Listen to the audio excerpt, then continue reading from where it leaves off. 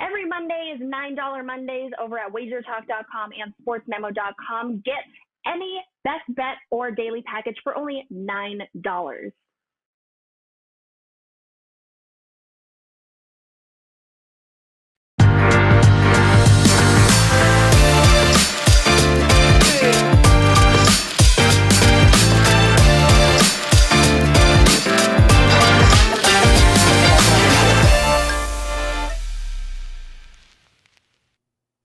And welcome in. I'm Kelly Stumolikin. I'm Joe Raineri. I am filling in for the beautiful and the wonderful Kelly Stewart's on our way back right now from sunny FLA back to Vegas. But we wanted to make sure, and she wanted to make sure, that you still got every bit of information for tonight's national championship game. And the good news is I've got 2/3 of that trio, right? And maybe the best 2/3, you didn't hear that from me, but Marco D'Angelo, Gianni the Greek gambler joining us here. And guys, national championship, one of the weirdest, if not the weirdest college football season known to mankind. Marco, I don't know. This game's been all over the place here. I'm going to start with you. Talk to me about some of your initial thoughts here as we get ready for this game tonight.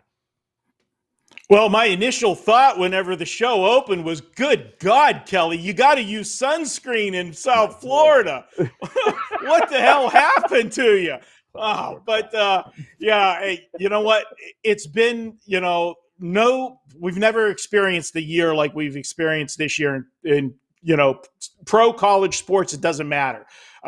With the cancellations, the practice schedules, not only are you reading, injury reports all season long, you're reading COVID reports that, oh, by the way, we'll let you know an hour before game time sometimes who's playing. It's been fun, Joe. What a year.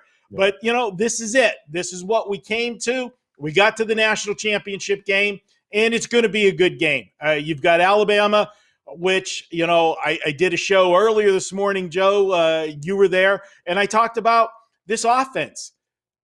Joe, to me, Alabama's offense might be the best offense we've ever seen in college football. When you start with the running back, Harris. You got a running back that's got 1,262 yards on the season, 24 touchdowns. He averaged almost 6 yards a carry, Joe. That's good. He must have won the Heisman Trophy, right? Oh, no, he didn't. Okay, well, let's go to the quarterback. You got Mac Jones. Well, he only completed 76% of his throws, 3,700 yards, 32 touchdowns, only 4 interceptions. Well, that's why Harris didn't win the Heisman. Mac Jones did. Nope. Then you go to Devontae Smith, 1,500 yards, receiving yards, over 15 yards a catch, and 17 TDs. Yeah, that's where the Heisman Trophy went. You had 3 legitimate Heisman Trophy candidates on this team. How do you stop them? I don't see how Ohio State can, Joe. I think this is going to be a game where Alabama's going to, put their foot on the gas and keep going. The problem with this is, and I'm curious to hear what A says, is that Alabama, no question, Ohio State has not seen any offense close to Alabama's this year. But this isn't the Alabama we've seen in years past, Joe. This offense is awesome, but this is a horrible Alabama defense. Can they make enough stops against Ohio State? We'll see what Ace has to say. Yeah, it's funny, Ace, I want to ask you, too, what have you noticed from the beginning when this line first opened up? What were your initial impressions and how it's gone each and every day? I mean, we're almost up to 9.5 right now. What have you noticed here since this game first hit the board? That's the best question, because here's what you got to remember. There are different markets that we're betting into, that wise guys are betting into, that casual bettors are betting into, and different books are creating different markets. And that's what happened with this game. Exactly. Let's not forget, this game opened with Alabama as a 6-point favorite at Pinnacle. Within 6 minutes, they were a 7-point favorite. By the next morning, it had settled at around 7.5. That's where pretty much everyone's opened it. And that's where pretty much the betting action has been coming in. Anywhere from Alabama -7.5, 8, all the way up to 8.5, 9. So although it looks like from the opener to where we are now, there's a lot of points in between, that just isn't the case. It's not like they have a ton of middle exposure that they have to worry about. Because again, the bets that came in at -6 and -7 happened all within a time frame of hours. At 6, it came in at minutes. Only within minutes did anyone get a -6. So they're not concerned about that key 7. They went through it very easily to 7.5 and 8. So obviously they believed that under touchdown was too low, and they weren't afraid of buyback later. That to me was the most telling sign as a sports bettor, and one who does it the way I do, more a market reader than X's and O's guys. That's what stuck out to me. Here's what I want to say, my disclaimer. I have not placed a bet on this game at all. I don't have a side. I don't have a total. I don't have a prop. So I don't want to hear any shit. My subscribers, you may end up getting a 5% play. You may get a bomb dropped on this game because I absolutely love it. But I may not step up and fire. Here's why. The groups I work with, we've done very well in bowl games, in college football, and especially in the national championship. And historically, if you've been with me over the last couple years, what you'll remember is probably within 2 or 3 hours of kickoff, sometimes 3 hours, sometimes 30 minutes, we've made some of our biggest bets of the year in college football on the national championship, where we've bet the side, we've come in and teased, we've bet the money line, because my leans have been confirmed. Now, I don't know if that's going to be the case as this day goes by. If it does, then rest assured, I'll be unloading. I like the Alabama side. It's no secret. I just don't want to put that out like this is a pick and have people bet on it, and then later me not have an action on the game. Or worse, Ace have an Ohio State ticket in his pocket. Because rest assured, if the guys I respect the most are real strong on the other side and their reasoning is on point, then I have no problem letting go of my ego. So I need to make that clear. I let you know when I placed a bet, when I haven't. Here's what the thing with Alabama. For a number of years, they've had the best defense in all of college football. I mean, what we've seen from this defense has been for years. I mean, they've been the best. SEC football, Alabama. But now it's the offense. This is arguably one of the best offenses Alabama has ever had. At least that's what the analytics guys tell us. It's off the charts. Now, I'm high on Ohio State. You know that. I bet them against Clemson. I thought that was a great spot for them. I still think they're a great football team. I just think it's going to be very difficult for them to keep it within a touchdown, within 8-9 points as the game progresses. I'll also lean over. It looks square. I haven't bet it because it looks so square. Real quick, the total opened 73.5. In 2 minutes, it went from 73.5 to 77, and then back down to 75. Why? That was a 5-point move. And of course, there's going to be some buyback. That's just how markets work. You're seeing that in crypto right now. Anyway, so I lean over as well because it seems square. But the bottom line is this. Who's going to stop who? Even as good as Alabama's defense may be, Ohio State has, I'm going to say it, I think this is the first time Alabama's playing a team where the best player on the field may be on the other side, and that may be Ohio State's quarterback. And that's why I haven't bet Alabama. That's why I haven't given a 5% play on Alabama and unloaded on Alabama, even though I love Alabama, because they have the best quarterback on the field right now and playing the best football. And momentum matters. Small sample size, like one game, that matters. And he's got the confidence. This team's got the confidence. They're playing very good football, and it's hard to get out in front of them. Again, rather than break down all the X's and O's and share all the analytics and the data and the stats, you guys can go to all the sites. Everyone has them. So I'm not going to sit here, waste your time and repeat other people's work. Instead, again, I'm just going to close it down with, I thought Alabama had value at a touchdown. The reason I didn't bet it is simply because I respect Ohio State too much. And I think for the first time, Alabama's playing a team that they won't have the best player on the field. So I'm not sure how that's going to play out. I like the over as well, but that looks a little bit too square for me. And 75 points is a lot of points. If you have a long drive and turn the ball over and don't score or settle for a field goal, there goes your over out the door. So that's the problem when you're betting over 70s, as good as the offenses may be. So again, I don't want to confuse anyone out there. But if I don't have a bet on the game, I didn't back any opinion with cash. I'm just not sure where to point you in the direction.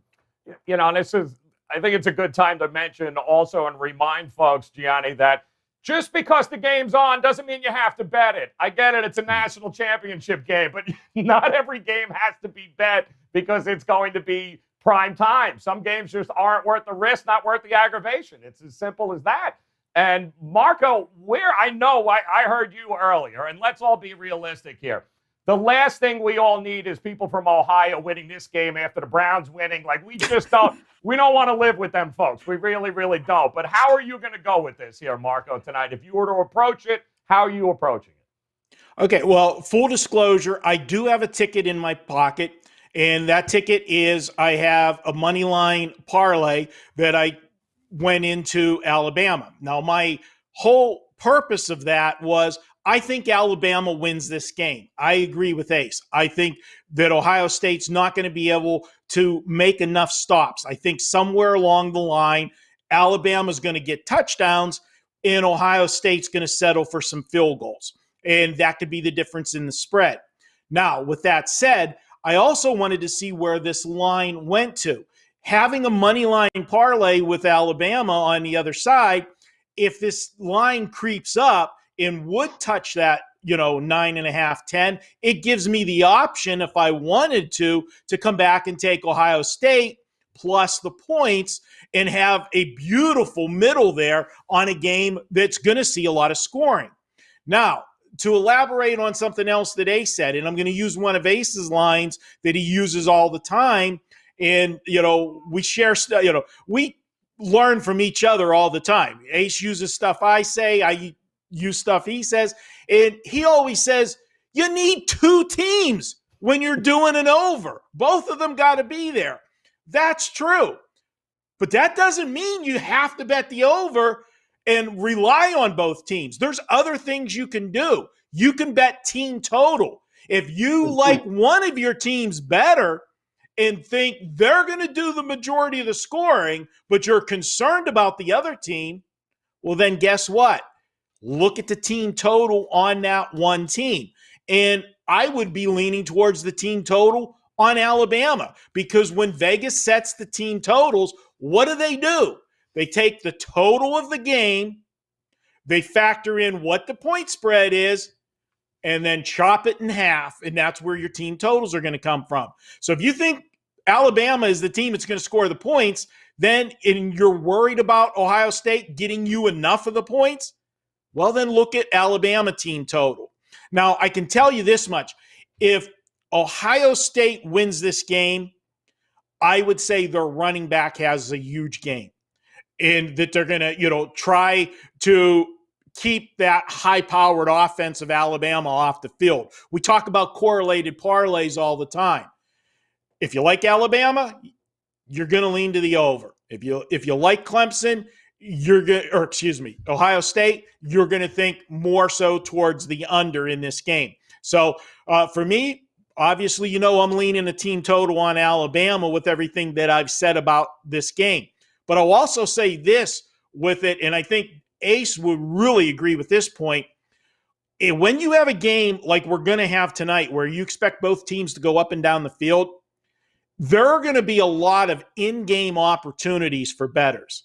And unfortunately for us in the pick selling business, you can't give those bets to clients because of the time restraints. You've got a stoppage in play. You've got to make that bet right then when they're changing the possessions. And let's say this game gets off to a slow start, which how many times we make the reference, it's like a heavyweight boxing match where maybe the teams come out those first drives and they're filling each other out. They want to see what the game plan's going to be, what defenses they're in. And the game starts a little slow. Well, all of a sudden, the algorithms, they don't care about that it's the national championship game and that they tend to start slow or whatever. The algorithm says we're X number of minutes into the game. This is what the score is, and this is what the total is. This is what the adjusted number is. You can pick up some value on a slow start and jump in on a reduced number on the total in game. So I will be looking for spots like that. I will also be looking for spots where if the teams are going back and forth scoring, you can end up getting a lot of middles throughout the game because you bet against the team that just scored. The line goes up, the other team comes back and answers, and the line goes back down. Then you grab the other team again, and you've got a bunch of middles set up. That's, I think back to, remember the Monday Night Football game? Was it last year or 2 years ago, the Mexico game, where they were supposed to play in Mexico, then I think they changed it. It was the Rams in Kansas City. Mm-hmm. My head was spinning trying to keep up on the app on the changing of the totals, the point spread, but you had a lot of in-game opportunities. And that's something that I think this game has the definite possibility of setting up. Yep, it's going to be an entertaining game, to say the least, as is this next week in the NFL coming up, guys. And Wednesday, Kelly will be back. There'll be great opportunity to take a look at the remaining teams here as we march to Tampa, really. Super Bowl here in just a couple of weeks, and you've got every ounce of information you're ever going to need to make smart sports investing decisions right here on Bet On It. So, Ace, appreciate the time. As always, my friend Marco D'Angelo, WagerTalk.com. Thank you, Kelly Stewart, for letting me hang out here with the guys. She'll be back on Wednesday, guys, so best of luck with the game tonight. And don't forget, until then, let's bet on it. Every Monday is $9 Mondays over at WagerTalk.com and SportsMemo.com. Get any best bet or daily package for only $9.